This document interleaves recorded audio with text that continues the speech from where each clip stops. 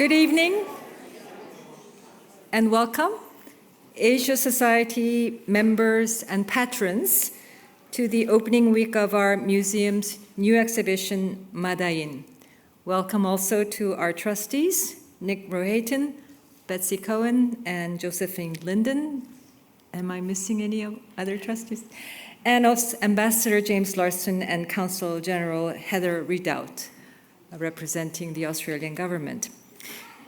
I don't think I have to explain in depth what Maɗayin is, as there has been an endless stream of emails to you about this exhibition of Australian Aboriginal bark paintings. Let me just say that Maɗayin is truly extraordinary, featuring over 70 paintings spanning 8 decades of artistic production by the Yolŋu people of Yirrkala. Maɗayin is our third exhibition solely dedicated to Australian Aboriginal art, beginning with the 1988 groundbreaking exhibition, Dreamings, the Art of Aboriginal Australia. We're very grateful to the Yolŋu Delegation of artists who have traveled all this way to New York to open this exhibition. All of us here at Asia Society worked tirelessly with great dedication and anticipation for the exhibition, and it opened Monday evening to an enthusiastic response from the arts and cultural community in this city, but also by the Lenape people, the traditional custodians of this land that we currently inhabit, who welcome the Yolŋu delegation with open arms and kindred spirit. We've prepared this evening, just for our members and patrons, to thank you for all of your support for Asia Society by inviting you to a conversation that is sure to deepen your appreciation of the rich world of Aboriginal art and the communities that produce them in Australia. And leading the conversation will be none other than the leader who, as a lifelong proponent of Indigenous communities and a collector of Aboriginal art, had the vision for the exhibition and set it in motion several years ago. He is also my predecessor, who took Asia Society's Policy Institute to new heights and greatly enhanced the global brand name of Asia Society. And now, as Ambassador of Australia to the United States, he continues to be an influential voice on international relations and global issues. The indefatigable Ambassador Kevin Rudd.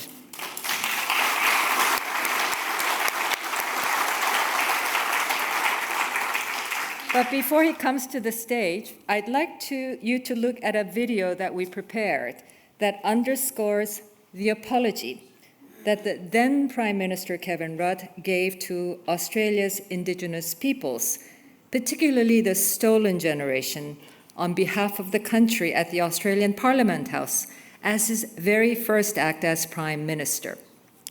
The video, please.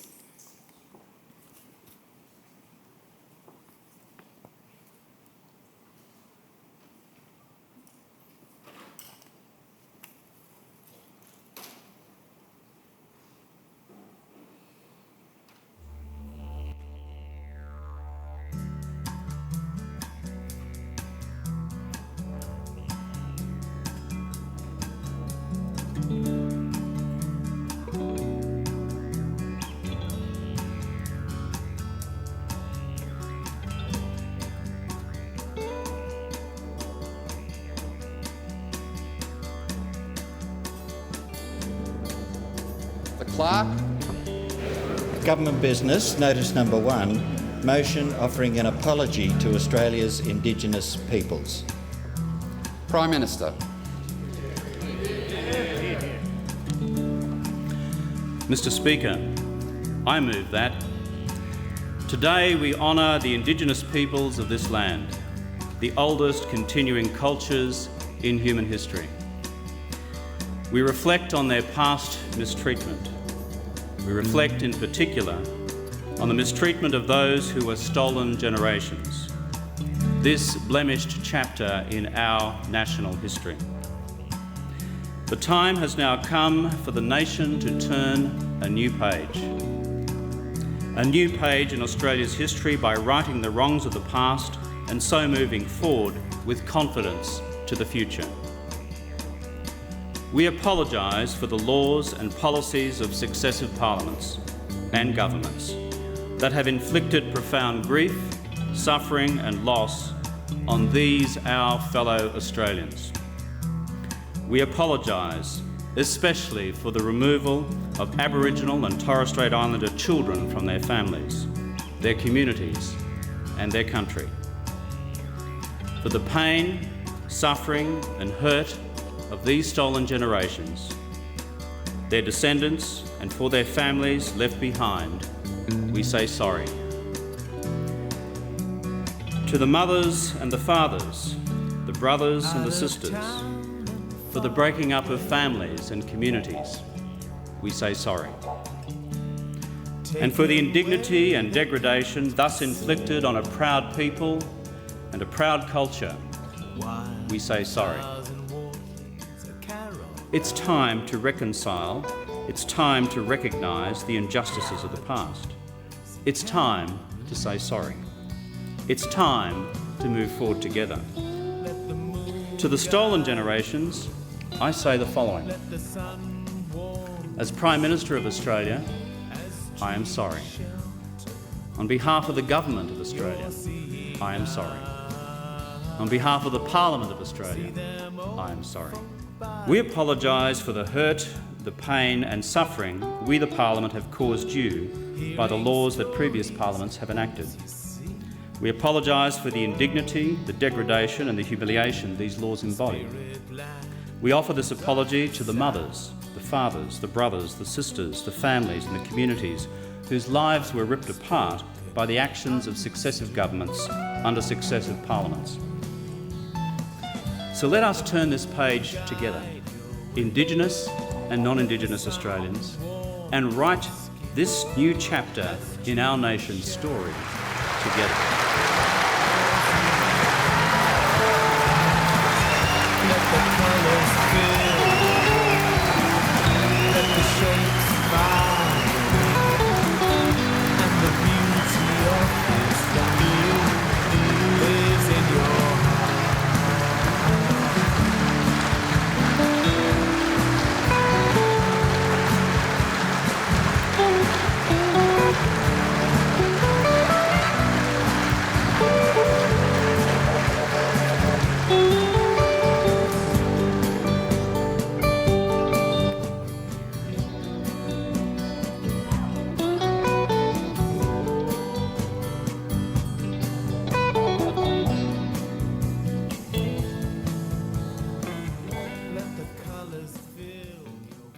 So, with heartfelt thanks for standing with the Indigenous peoples of Australia, for his enormous contributions to Asia society, for planting the seeds for the Maɗayin exhibition, and for being here this evening to lead the conversation with the Yolŋu delegates, please join me in welcoming Ambassador Kevin Rudd to the stage.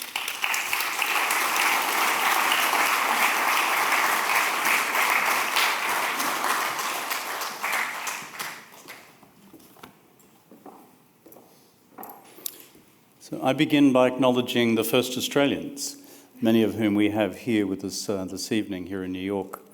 And in Australia, we always say, on whose lands we gather and whose cultures we celebrate as the oldest continuing culture in human history. And here in the United States, we acknowledge Native Americans and the lands which they have occupied for hundreds of years across the continent and the country we now call the United States of America. To all my friends here at the Asia Society here in New York, trustees one and all, friends one and all, President Kang, great to see you here in the hot seat running the Asia Society. And to my friends from the Australian Foreign Service, I see James Larson here, the Australian Permanent Representative of the United Nations, Heather Ridout, who is the Australian Consul General here in New York itself. It's good to be here among friends. Here at the Asia Society, we often speak of different traditions in East and West. That is, and one of those differences we've often spoken about is the question of cycles of history in Eastern civilizations as opposed to a linear approach to history, which is often associated with the West. Well, here I have come full cycle, my friends, because I remember standing on this stage 10 years ago. I think there was an evening where I was on stage with Hank Paulson, recently the Secretary of the Treasury in the United States. And then trustees came to me afterwards and asked if I'd come to the Asia Society to work as the inaugural president of the Asia Society Policy Institute. And so began a long journey here. I think 5 or 7 years ago, in that capacity, we began thinking and dreaming of celebrating Indigenous Australia.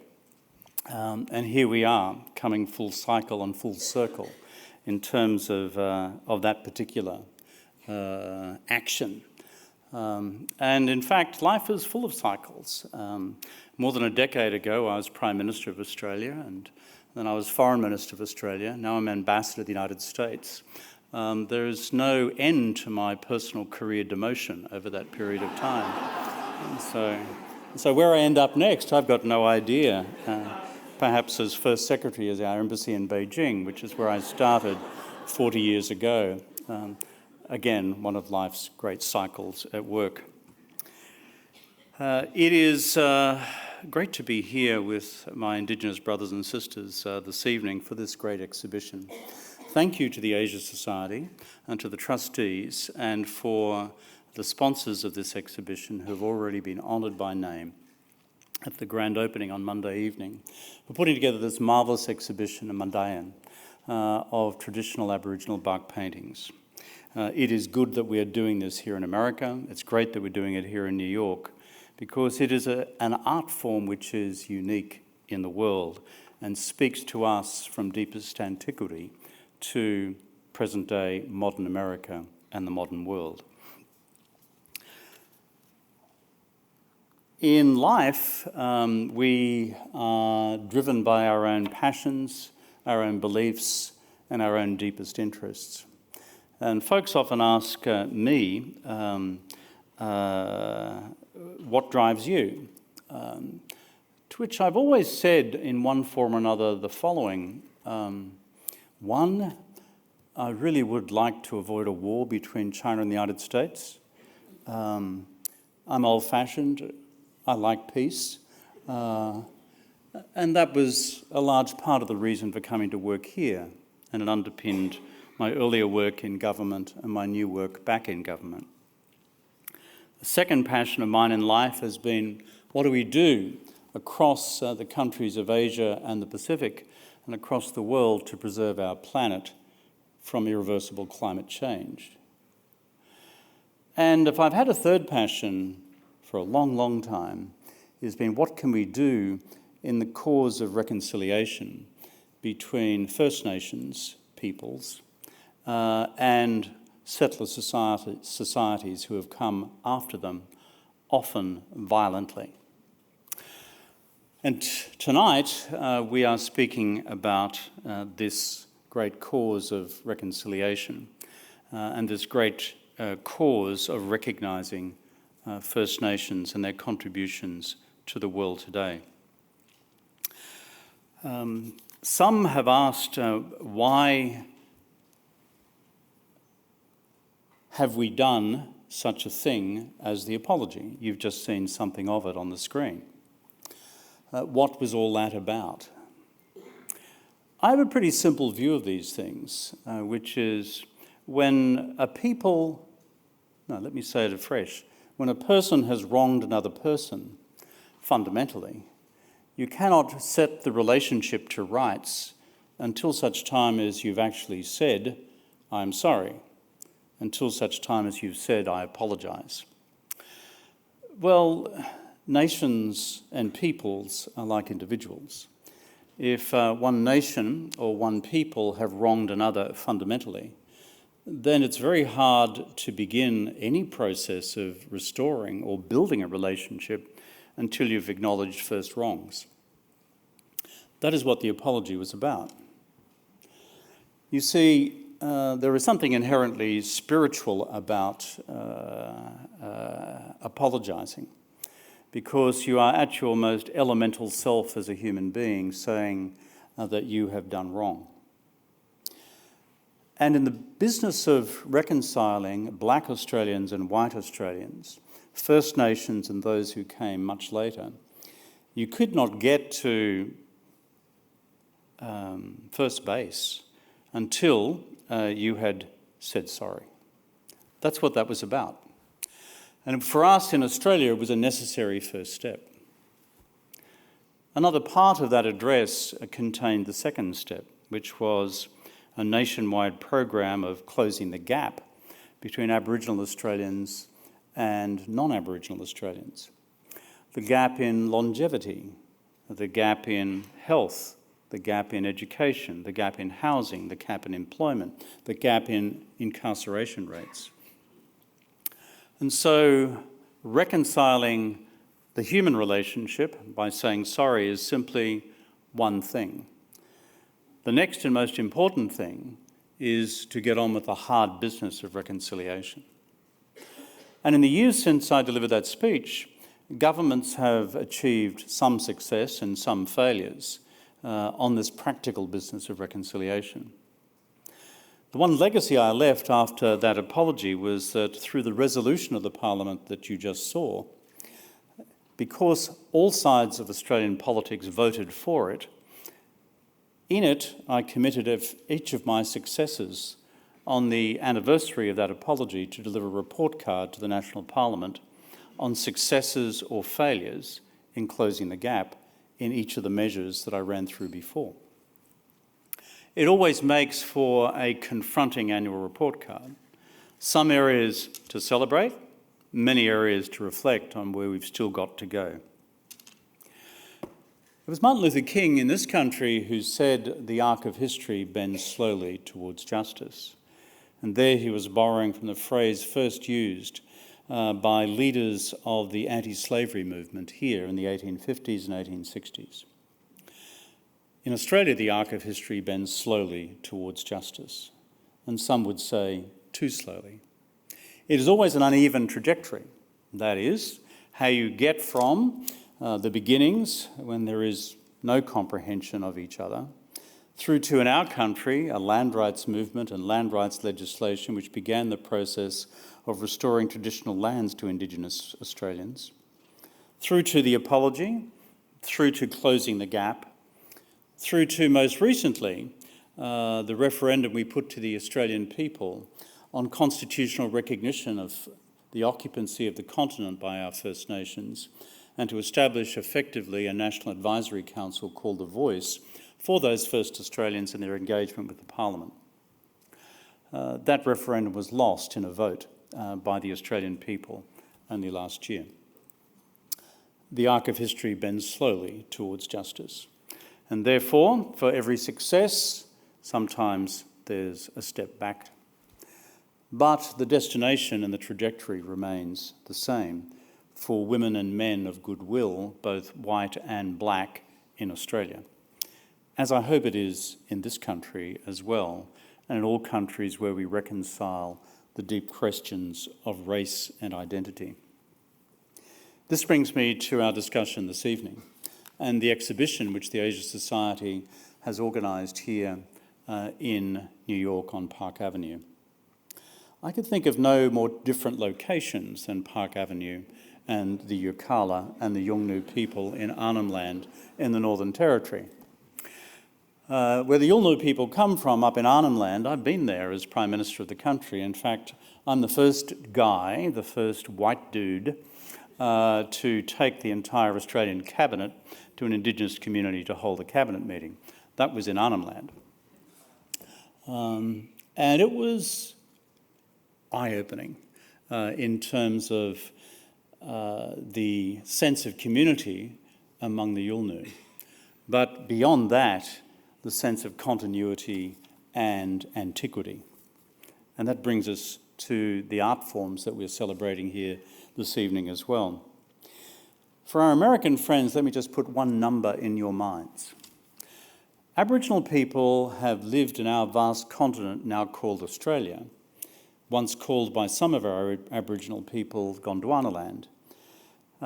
They have lived there for 70,000 years, 70 years. Remember, we speak about ancient China, ancient Greece, ancient Rome. It takes us back 4,000 or 5,000 years. I'm talking about 70,000 years.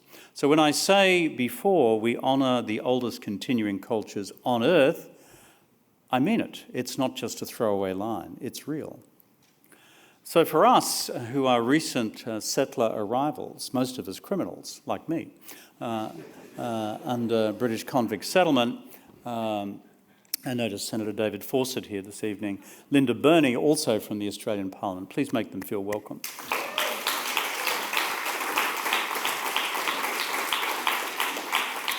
Linda Burney was most recently the Minister for Indigenous Affairs in Australia, herself a proud Indigenous woman and leader in Australia. David himself, from South Australia, which always proclaims it's the only free settlement in Australia, where there were no criminals like me. But the thing about our vast continent and its enormous Indigenous history and the vastly different tribal groupings across the continent of Australia, some hundreds, probably 360 plus known language groupings in Australia, vastly different languages, is if we contemplate the antiquity of 70,000 years, it is understandable that over that period of time you would have such a vast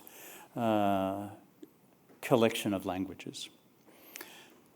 So when you go to Yirrkala and when you observe the marvellous art forms you see with these bark paintings here this evening, you are looking at forms of artistic expression which have their antecedents in deepest, deepest antiquity, almost from the beginning of any form of recorded time. To rephrase and to compare and to contrast once again, think of Altamira and Lascaux cave paintings in Europe, in Spain and in France. Those cave paintings that we study in our texts in high school, they are 30 to 40,000 years old. Aboriginal people have been in Australia for 70,000 years, and if you go to the Burrup Peninsula in Western Australia, you will find rock carvings older than Lascaux and Altamira. This is an extraordinary continuing artistic tradition, which we are privileged to be able to see something of here in this great exhibition in the Asia Society today. Of course, one of the great things about that tradition is it speaks to us of an ancient spirituality, an ancient creativity, and also of a message from what Aboriginal people often, but not always, but often call the dream time, going back to the fabled stories of creation itself.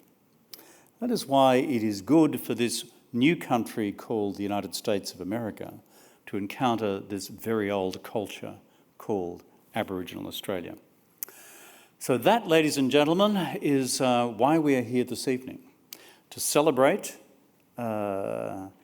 progress in the business of reconciliation, to reflect on where we have failed, and we continue to do so, but also to have confidence that we are embarked upon a journey from which there is no turning back. And we hope the same can happen here in America as well. I thank you for your attention.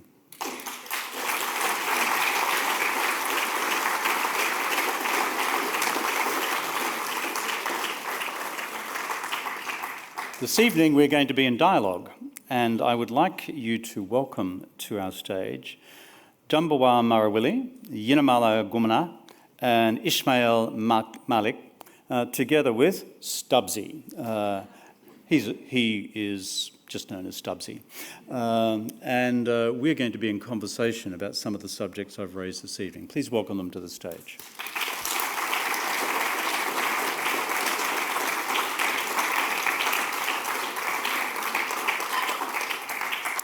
I'm sure they're going to join us on the stage at any moment now. And while they're coming to the stage, let me tell you something a little bit more about the community from which they come. Because the Yolŋu people, who are part of the tribal grouping in and around Yirrkala on the eastern part of Arnhem Land, if you think of the map of Australia, you've got this thing in the middle called the Northern Territory. On the right-hand side of it, you've got the state of Queensland, where I come from. That's the pointy bit. In the middle is the Northern Territory.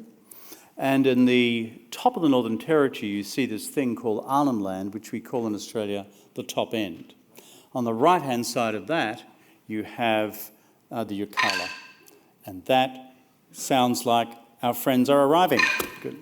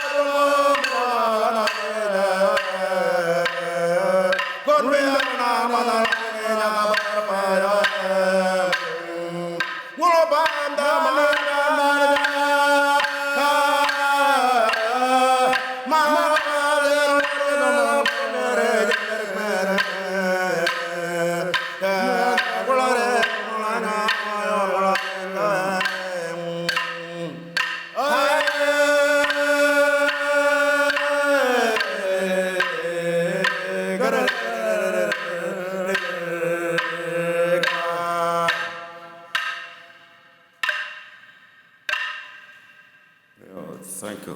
Thank you.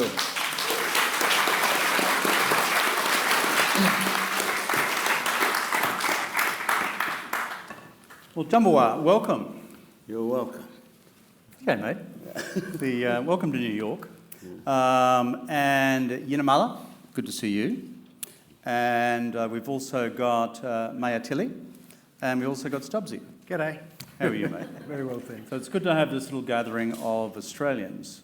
Tell me, any one of you can tell me the answer to this question. The song that you were just singing, what was it about? That was two songs. He was singing freshwater song, and I was singing saltwater song, meeting together. So like a river falling into the ocean, is that right? Meeting together. Because up in the Yirrkala, it's on the coast, and you have streams obviously flowing in. Yep. And there's no reference to crocodiles in the song? Yeah, we have crocodile songs here. I've been up there, the crocodiles are terrifying. But this is to meet together. There's freshwater, saltwater coming together to meet together so they can have discuss and make a plan or make a future plan for us to be on that journey. That was the song is about. It is also the waters just met together, as Djambawa has mentioned. It is all about the water, fresh water and salt water meeting together. And creating the chamber, which is where our ngara is. The Lord and also the Yalando, Pongoro. And representing two places, Garngan and also Bralja, and other countries as well that coming together.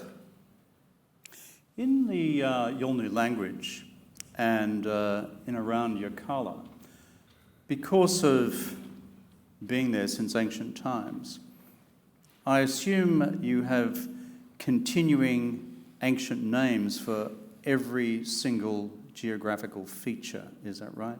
Every mountain, every stream, every sacred place. Well, when our ancestral has been traveling on those areas, and our grandfather got those messages through the songline, and well, as they had those names of those countries. Deep country where the patterns and designs are, and also publicly where the songlines has been laid. And it's really what we back there, we are living into society, we Yirrkala, they have their own way of looking at it. We, Yirrkala people, we do have our own way of directing and going along with it, because there's a turmoil living in where we are coming from, and that is Arnhem Land. From the time where the creation story agency, from the agents, the Burma created the chamber and declared the law for Yolŋu people on the ground and on the specific land of where we are. And there is a name for everything. There's a name for the wind, for the sound of the rain droplets hitting the water. There's the sounds of different birds, of trees. Everything in the cosmos has a name. Land, sea, sky, water is all interconnected for us. And interesting thing about songlines, we recently at the embassy in Washington had an exhibition of Aboriginal songlines from Yirrkala, and it was quite remarkable. Songlines is the sung oral tradition of Indigenous Australia. And so for the most ancient forms of language, the most ancient of names, but also ancient knowledge, the oral tradition through songlines brings this to the present from who knows when in the deeply distant past. So thank you for sharing some songlines with us this evening. We value that enormously. Tell us, what do you make in New York? It's just like home, isn't it? This is a bit like a different than where we are. A bit different? Yeah. Different. You mean the buildings are smaller? Yeah. Yeah. Opposed to, Yeah. The Americans sometimes get up themselves, don't they? Think they sort of buildings are so tall. No, it's a bit different to Yirrkala. I've been to Yirrkala, and I've enjoyed your community a lot. Tell me, Djambawa, the Barangu statement that you worked on back in the days of one of my prime ministerial predecessors, Bob Hawke. Tell us what your role was in all of that, and what did it say? Oh, you remind me, eh? Yeah. Yeah, all right, yeah. You're as old as I am, mate. Of course, Bob Hawke had made the decision to give taste cash to community or in Australia, in Arnhem Land, young people. I was very young on that time, and I ignored it, and well, I didn't really ignore it. I wanted to change it around by doing it. He didn't really give us the really good opportunity to go along with it, so I have to do something about it. And I have to burn the 10 points.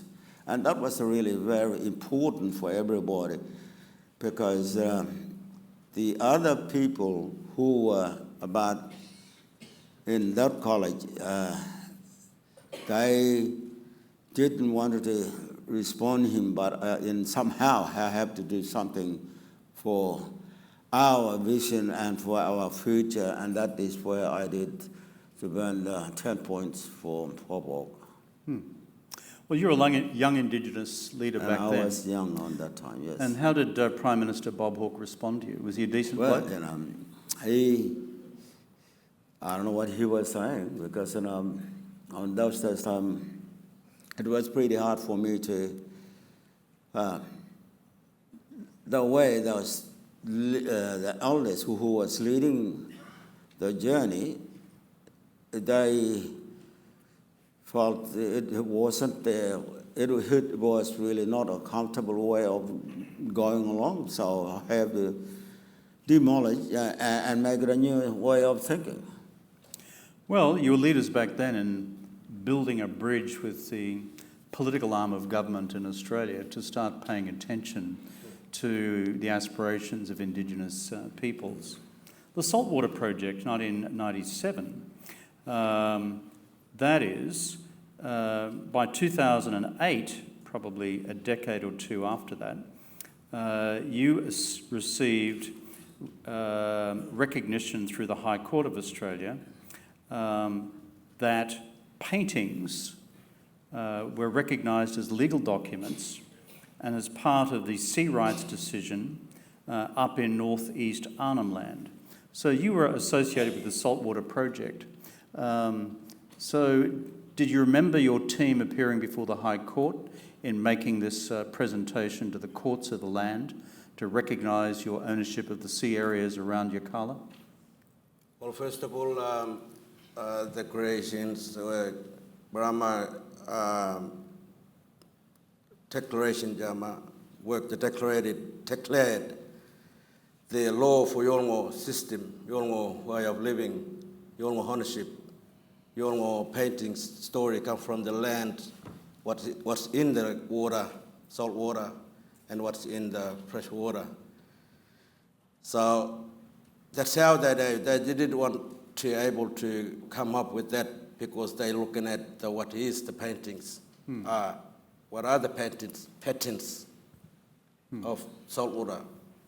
And then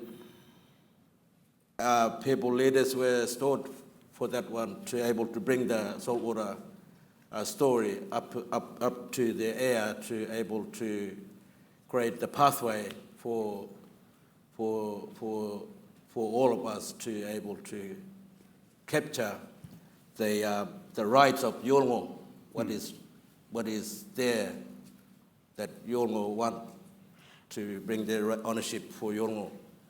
Mayatili? Because I think the important and seismic shift in that understanding is, as Yolŋu people, we don't just belong to the land, but also to the sea as well. So sea rights are just as important as land rights to us as saltwater people from northeast Arnhem Land. In the history of Australian jurisprudence, it's a really interesting point that you make. Beginning from the 1970s, we had, through the Australian government, legislation for land rights. Then from the 1990s, we had a determination for the first time by the High Court of Australia, our equivalent, the Supreme Court of the United States, which made a determination that despite European settlement, that there were large tracts of land which remained possessing continuing native title. And in arriving at that legal decision, the Australian High Court reached right back to ancient English jurisprudence, back to the days of the English occupation of Wales and Scotland, to determine that in fact, when an invading force or an occupying force or a settler society arrives, it doesn't automatically extinguish all previous legal claim on the land title. It does sometimes, but not in all categories. And so the High Court said there shall exist native title on the land in vast tracts of traditional Australia.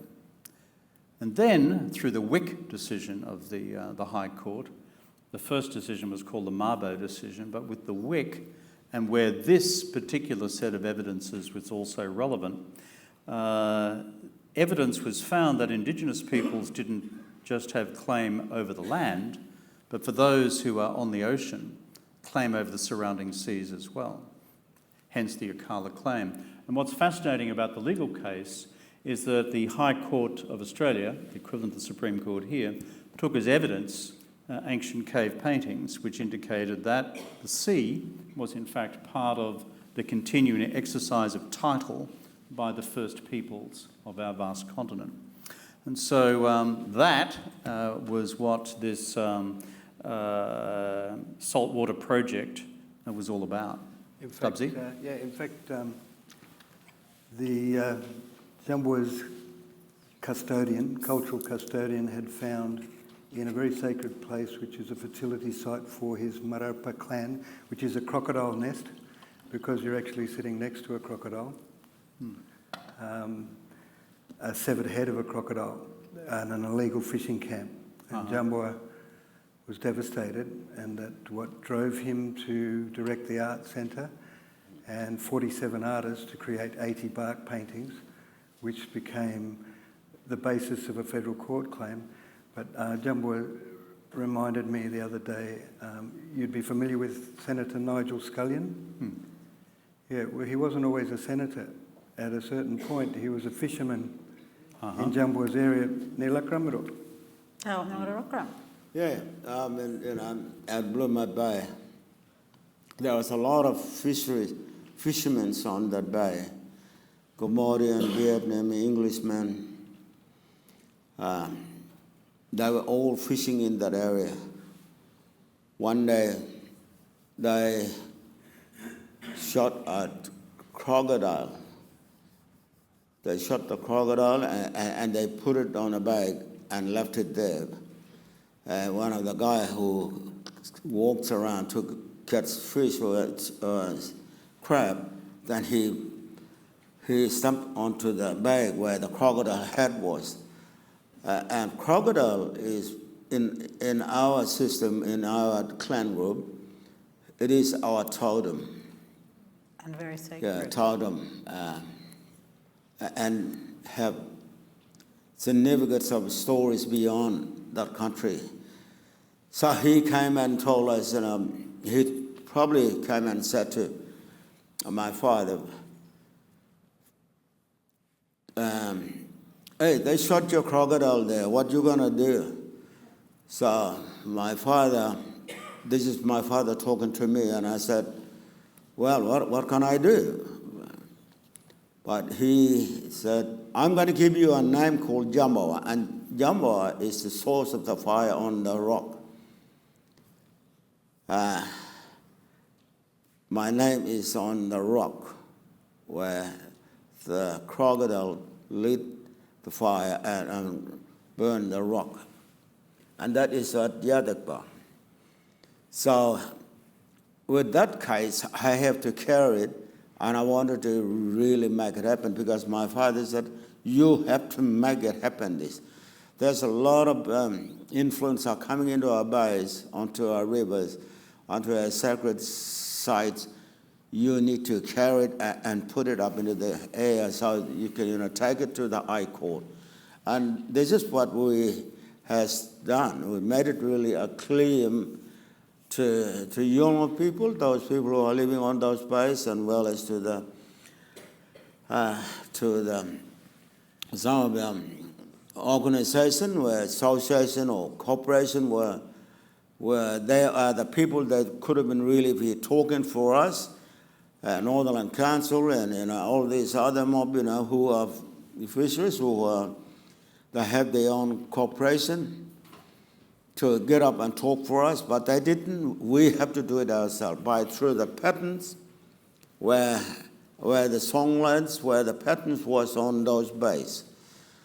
And there was a 13 clan group, 14 or 13 clan groups.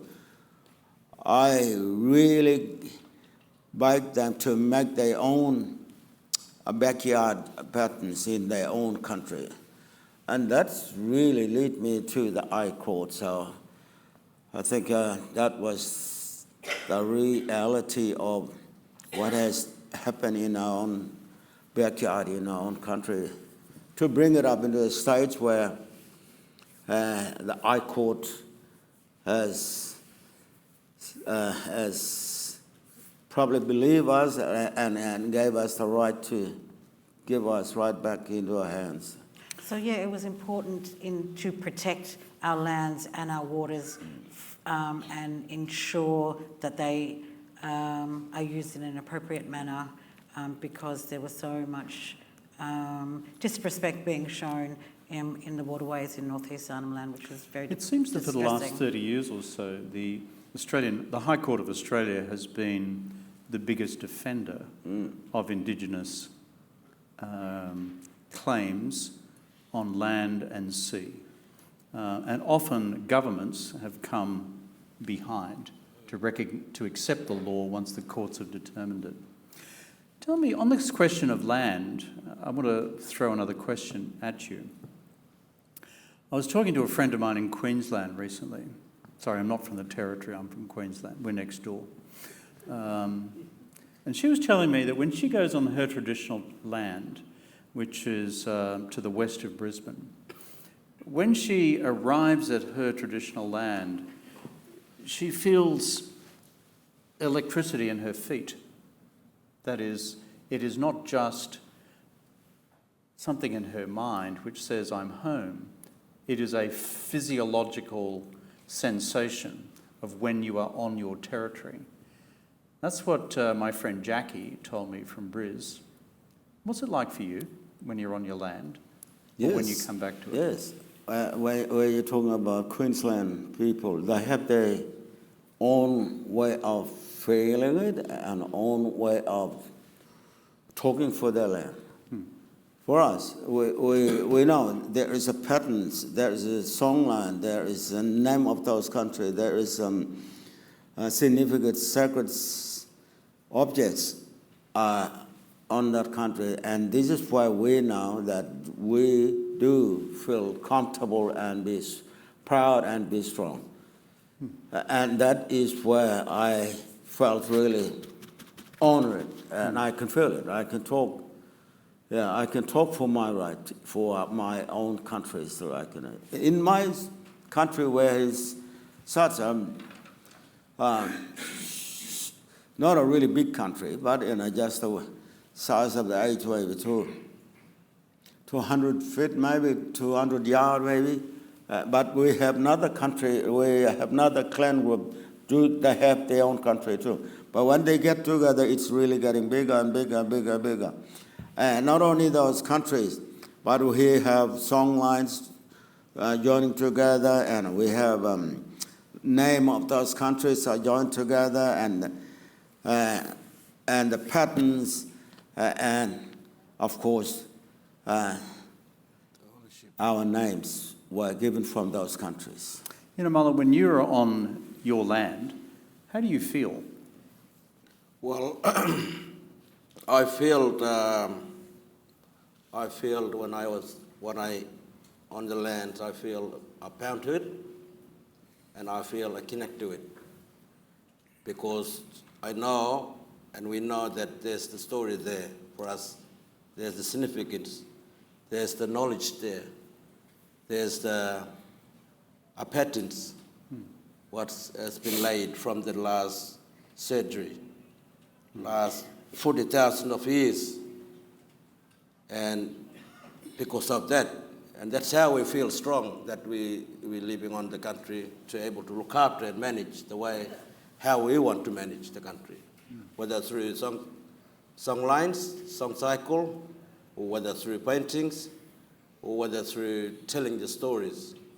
And that's how we feel. Or sense culture. Or make a sense culture. Yeah.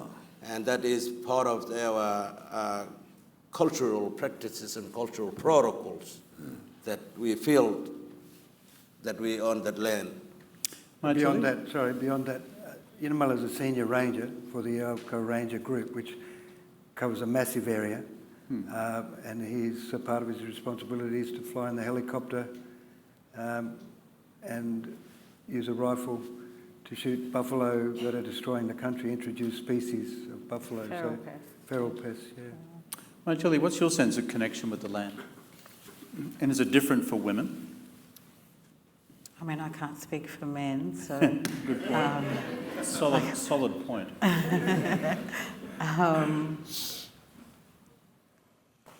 When I'm on my land, I feel the past, the present and the future simultaneously. I feel the spirit of my ancestors that have come before me, and I feel the spirits of the ancestors that will come after me. We feel energized, we feel humbled, and when we are on our land, I think there's always those moments of reflection of how we are but one minuscule part of the cosmos and the ecosystem that is the Yolŋu cosmos.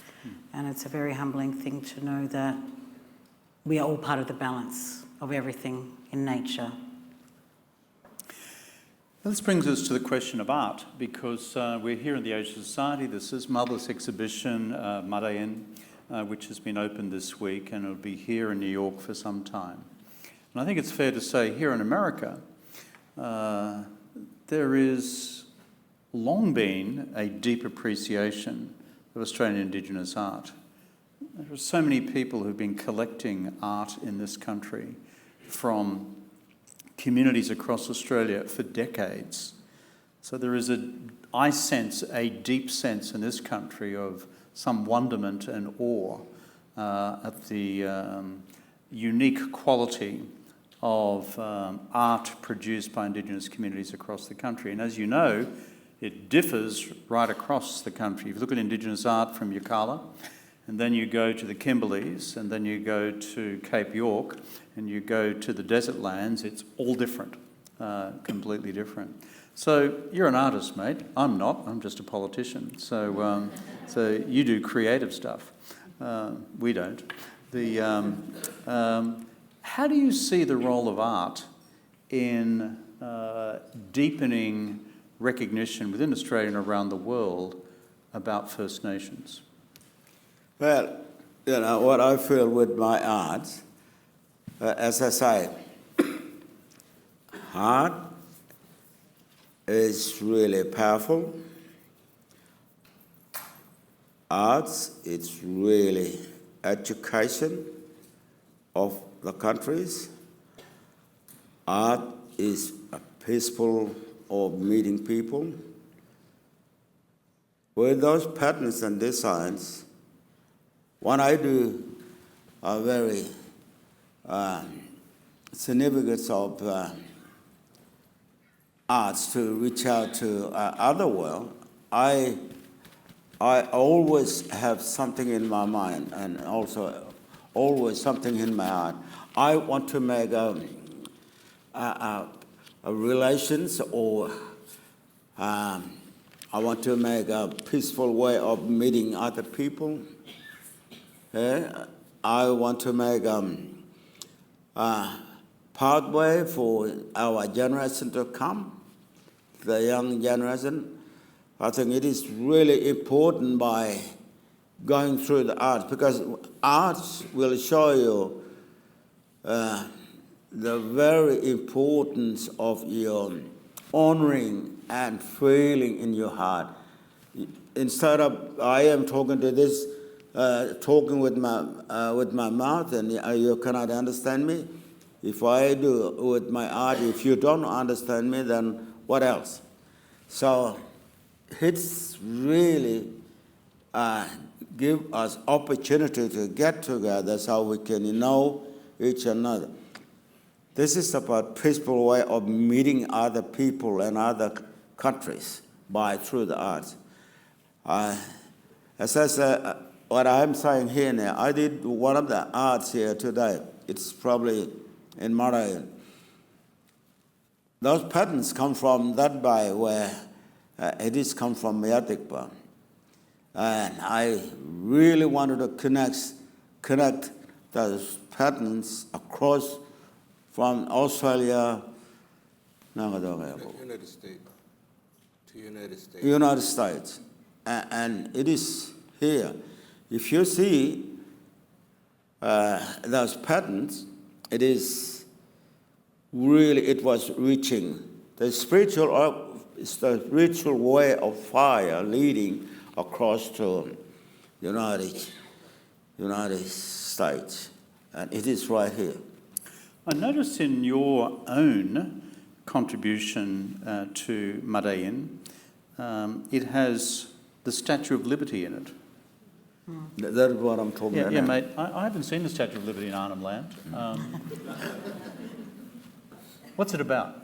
Well, this is what I'm telling you now. Yeah. I wanted to reach out to another world and making a pathway and making a reconciliation, because I think if Australia didn't really recognize me, those people who were on the panel and on the table, and I was there with them, and they didn't really recognize me, then I wanted to reach out to somebody else. Good on you.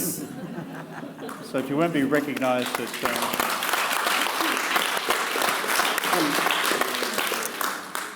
So if you're not recognised at home, reach abroad. I get that, I understand it, and appreciate it. As a diplomat, I cannot comment. I think we're getting towards the close of our time this evening.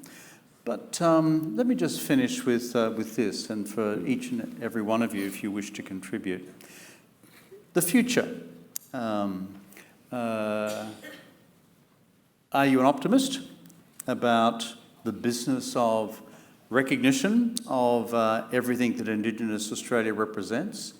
Are you an optimist about the power of art within our country and beyond? How do you each feel about that? I'm going to finish with you, my friend, but I'm going to start at this end. So in 2005, I've been working at the Art Centre that Djambawa has been a chairman of, along with his many other roles for 30 years. 2005, Djambawa turned to me and said, "So what's your plan for the young people?" I said, "Well, you know, you're teaching them the art. They seem to be going on quite well. The Art Centre is reasonably successful." He said, "Go away and think about that answer and come back and give me a better one." This is the Yukala Art Centre. Yeah. This is Djambawa. This is 20 years ago. And tomorrow night we will open a sold-out show in New York for one of those young guns that he wanted me to do better with. You know, he's an inspirational man. When he said that he wanted to have control of the sea, which hasn't happened since the Magna Carta, before the Magna Carta, under the Westminster system for anyone to own the sea, I just did what I was told, but I knew there was no chance, having been a lawyer myself for 10 years, and I was wrong about that. And there's an inevitability about the wisdom and the strength of resilience and the truth of what they're saying, and you can feel it, and I strongly believe that they shall overcome. Mayatili, optimism for the future, or? Absolutely. I think first and foremost, always was, always will be, Aboriginal land. And since Australia federated in 1901, there have been many bumps and many hurdles and many twists in the road and many barriers for Indigenous people in our country to overcome. And I think the referendum not being successful was just yet another stumbling block, but we always were here and we always will be. And for us as Yolŋu people, we come from a great line of poets and philosophers and activists and artists, and you know, in fact, there is no distinction between art and life. And from the trailblazers of our past, we have a responsibility to pave new pathways and inspire new generations, and it is our responsibility as modern Yolŋu people to ensure that our language, our cultural practices, and our connection to our land will keep on going on long into the future. Yinimala, optimist about the future? What's your sense? Well, for the future, I think this is the time that we can bring the message across bring the message across, since where the art has been extended to another part of the world. That is also making the pathway for the individual artists to able to take on the opportunities to build and to promoting their effort and their way of doing art and exploring art to the world, and that is, building up the life. And that is something, to build for the future, to able to build a self-sufficiency and to make us self-determinations to put contributions to the others to recognize and reconcile in the way how art going out to the country, and that is for the others to be recognized as well for the future. And to make economy as well. You mean earn a buck? Yeah. Yeah. That's pretty important, earning a buck on the way through. The Yirrkala Art Centre, by the way, I've been to many times. It's an extraordinary collection of local Indigenous art. And for those of you who are travelling to the Northern Territory at some stage, it's quite important that you visit. Last word to you, my friend. Are you optimistic about the future? What do I think? Well, I think, as I said earlier, just a while ago, if this Australia didn't recognize, I think it's time for us be recognized. Our voice hasn't been heard. We filed referendum was really not giving and getting our message into it. The treaty has never got it up into the air. Okay, all these 3 or 4 things didn't really be recognized. This can be a future for to be recognized. I think it is really important for us to know while we're still living, and you were on that politics and I was on that politics. Can we do something? What can we do to bring it up into a stage where the people can be have us honoring, have a comfortable way of living in where I come from, in Northern Territory in Australia? We need to see something. If it's something should be happening for us in our own backyard. Right? I think it is really important for us. The way I'm putting this is, what can your guys strengthen the vision and the dream, what we were thinking of, making our pathway for our generation to come? Well, Djambawa, you and I both have a little bit of gas left in the tank. So you never know what we can do together, mate. No.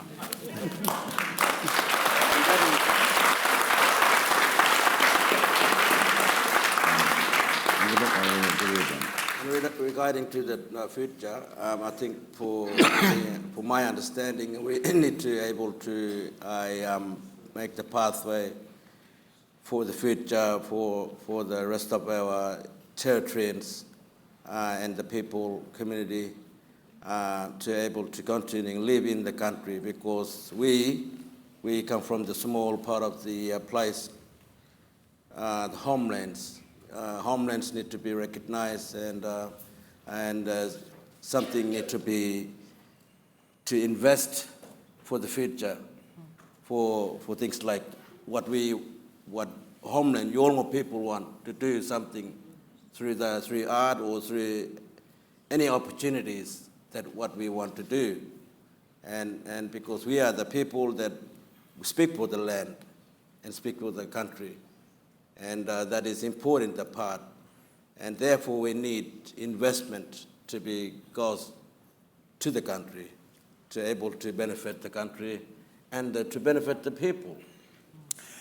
Well, ladies and gentlemen, I want you to express your appreciation for Will Stubbs, for Mayatili Marika, for Yinimala Gumana, and Djambawa Marawili.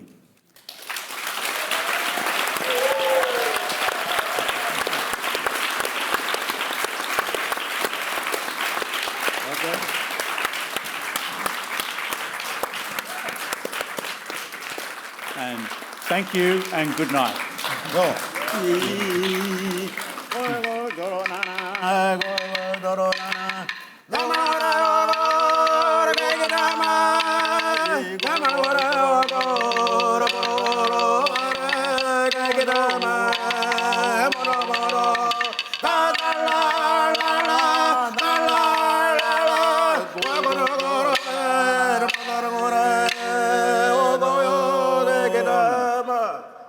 Thank you.